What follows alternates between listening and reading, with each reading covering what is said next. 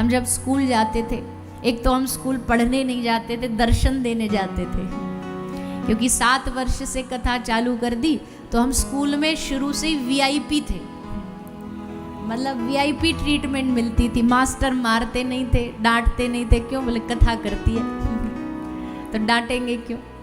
तो बड़ी VIP treatment मिलती थी। जाते थे तो संग में फोटो खिंचवाए जाते थे। तो खैर अपने बचपन भी सब बड़ा अलग रहता है सबका। तो सब हमको खूब प्यार करते थे, पर एक हमारे मास्टर जी ऐसे थे, अब हम उनका नाम नहीं लें, क्या पता कहीं सुन रहे हो तो पकड़ ले हमें आकर के। पर एक हमारे मास्टर जी ऐसे थे, उनको हमसे बड़ी चिड़न होती थी। हमारे साथ वाले जो स्कूल के बच्चे, वो क्लास वाले, वो बताते थे कि ये बाकी कुछ नहीं करते, पर जब तुम जिस दिन आती हो ना क्लास में, उस दिन ये ज्ञान बांटते हैं। क्या ज्ञान बांटते थे? बोल भगवान भगवान कुछ नहीं होता, ऐसे करके कुछ नहीं करते, और बड़े उल्टे सीधे तर्क देते। तो हम कुछ बोलते नहीं, अब भाई गुरु है, मास्टर है, क्या बोले। तो उन्होंने हमसे एक बार बात बोली बिठा करके, तो क्योंकि हम स्कूल में जाते थे तो तिलक कंठी लगा के जाते थे, तो पूरा एक तो स्कूल हमें अलग से घूरता था कि बोले कौन विचित्र प्राणी आया है, माथे पे तिलक है, गले में कंठी है। तो उन्होंने हमको बोला, उनको ये भी पता कि कथा करती है, माथे पे चंदन लगा, तो बोलते कि क्यों अपनी ज़िंदगी बर्बाद कर रही हो, कुछ पढ़ लिख लो, कुछ पढ़ लिख लो तो तुम्हारे जीवन में कुछ काम आएगा, ऐसे कथा करते करते सारी ज़िंदगी बर्बाद हो जाएगी। अब हम उनको उस समय कुछ नहीं बोले, पर आज हमें भाव ऐसा लग रहा है कि शायद वो हमें कभी मिलेंगे या कभी सुन रहे होंगे, तो हम उनको दिल ठोक के बोल सकते। आपसे हम पूछते, हमारी ज़िंदगी बर्बाद हुई कि आबाद हुई? पर अगर हम किसी बातों में आकर के, किसी के चर्चाओं में आकर के ऐसे ही मान ले, हाँ हाँ सही कह रहे भैया, मिटा दो इस तिलक को, हटा दो इस कंठी को, हटा दो इस माला को, तो फिर कौन इस भक्ति के रास्ते में आगे बढ़ेगा? कभी कभी हमें लगता है कि जो शिक्षा बड़े लोग को देनी चाहिए वो दे नहीं पाते, दे नहीं पाते। इससे बढ़िया जीवन किसी का क्या हो सकता है? भगवान का नाम हो, घर में कोई बालक बैठा भगवान की माला कर रहा हो, नाम स्मरण कर रहा हो, कीर्तन कर रहा हो, कहीं कथा में जा रहा हो, मुझे तो लगता है कि बड़ों बुजुर्गों को कह देना चाहिए, हम नहीं जा रहे, तुम जाओ। तीर्थ हम नहीं जाएंगे, तुम जाओ, तुम जा कर के पहले वृंदावन दर्शन करो, हम तो जब जाना हो चले जाएंगे, क्योंकि तुम्हें हमसे ज्यादा आवश्यकता है भगवान की, तुम्हें ज्यादा आवश्यकता है। तो भैया समाज से हमारी एक तो प्रार्थना है, भजन नहीं करते मत करो, पर जो कर रहे हैं ना उनको कर लेने दो, उनके बीच में पंचायती मत किया करो। खुद तो कुछ कर नहीं पाते हम लोग, और जो थोड़ा बहुत करते हैं उनकी हम निंदा करते, उनकी हम बुराइयां करते। तिलक लगाने वाले झेले नहीं जाते हमसे, ऐसा नहीं। धन्य है वो जीव, वो बालक जो भगवान की भक्ति में आरंभ से ही लग जाता है, शुरू से ही लग जाता है। तो भरत जी महाराज अब सोचा कैसे भजन करें, ऐसे तो हमको घर वाले करने नहीं देंगे, क्यों बोलेंगे पढ़ो लिखो, पढ़ो लिखो के बाद फिर कमाओ, इसी में हमारा तीसरा जन्म भी व्यर्थ हो जाएगा। एक काम करते हैं, पागल बन जाते हैं। पागल बनने में बड़ा मजा है, पागल बन जाएंगे तो फिर कौन हमसे समझदारी की उम्मीद रखेगा? भैया पागल है, छोड़ो इसे, ये तो पागल है, बावरा है, ऐसा कह के सब पल्ला झाड़ देंगे। भगवान के भक्त जितने भी हुए ना, सब पागल हुए, सब पागल हुए, और उनसे बड़ा कोई समझदार नहीं। लेकिन दुनिया की नजर में वो ऐसे रहते हैं कि सब हमें पागल समझ के हमसे दूरी बना ले, बस उनको पागल बनने में ही मजा आता है। तो भरत जी ने अपने आप को ऐसे ही बना लिया, कभी भी खा लेना, कहीं भी खा लेना, कहीं भी मलमूत्र त्याग कर देना। घर वाले परेशान हो गए, ये तो पागल है, मूर्ख है, जड़ है, मूर्खमती है, नाम पड़ गया जड़ भरत। अब जड़ भरत कह कह करके जड़ भरत जी को चिढ़ाया जाता।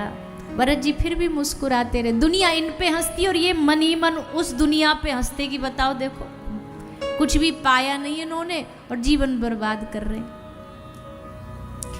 राजा एक चोरों का सरदार हुआ, उस पर कृपा करिए। एक रहुगण नाम का राजा हुआ, उसको सत्संग सुनता था, उसको सत्संग सुनने का ही अभिमान हो गया। कई बार ना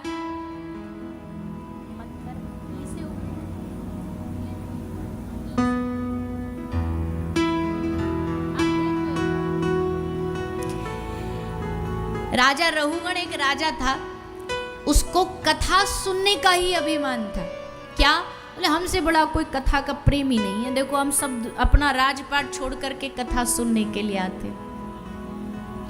कई लोग ऐसे होते हैं, उनको अपने सद्गुण का अहंकार हो जाता है, दान का अहंकार हो जाता है, अपनी कथा सुनने का अहंकार हो जाता है। कई हमने कथा सुनने वाले ऐसे भी देखे, वो कथा ना सुनने वाले को जीने नहीं देते, बोले तुझे तो कुछ भी नहीं पता। अच्छा, कथा में भी बैठेंगे ना वो, तो अब प्रसंग तो उनको पता ही रहता है, थोड़ा थोड़ा जो कथा सुनता है कि भाई ये प्रसंग आएगा वो आएगा, तो जैसे ही व्यास जी बोले उससे पहले ही बोले, देखना अब ये बोलेंगे, देखना अब ये वाला भजन गाएंगे, देखना अब ये प्रसंग आएगा।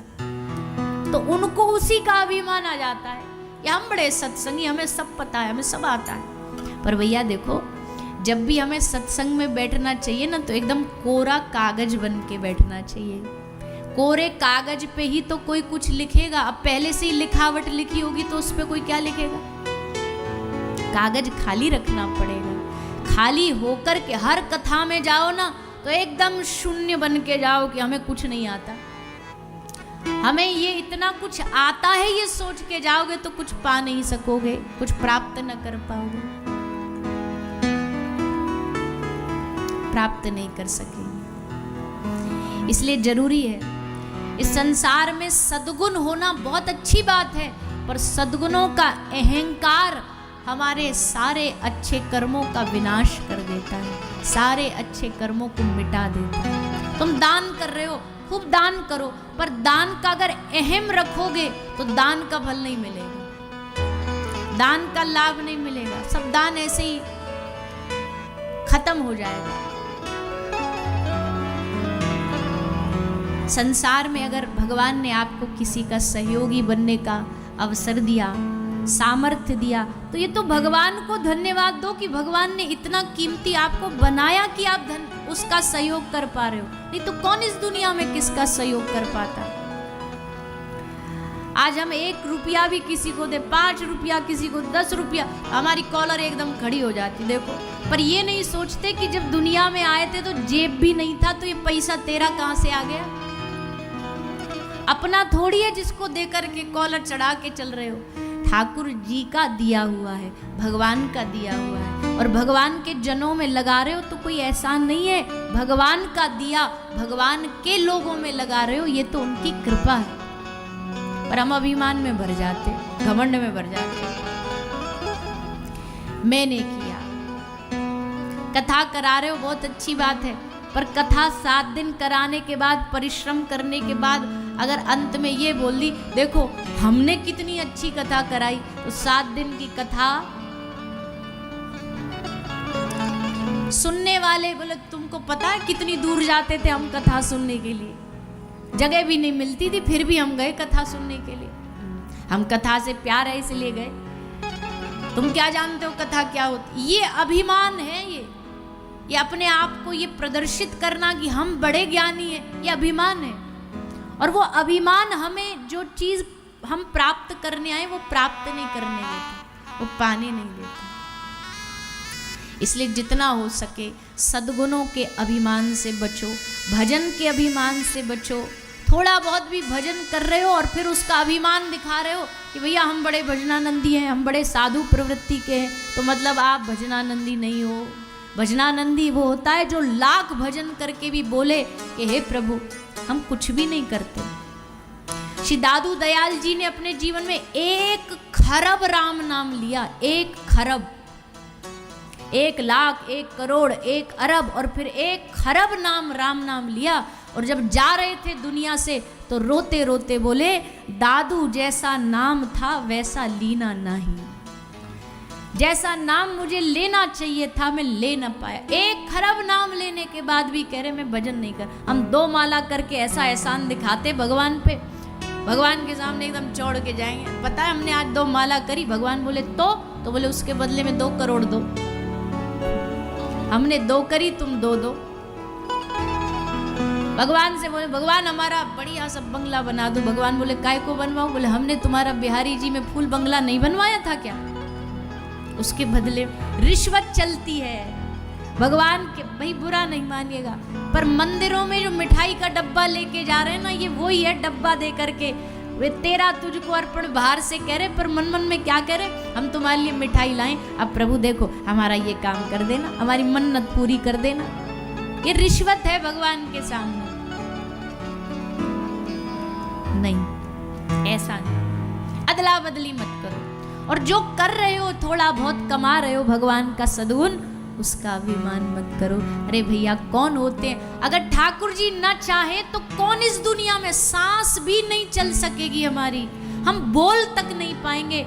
आज वो परमात्मा चाहे तो सारी दुनिया शून्य हो सकती है, एक क्षण के लिए हवा रोक दे, तुम्हारे सबरे जितने भी धन पैसा वैभव सब धरा रह जाएगा। क्या कर लोगे बताओ, क्या कर लोगे?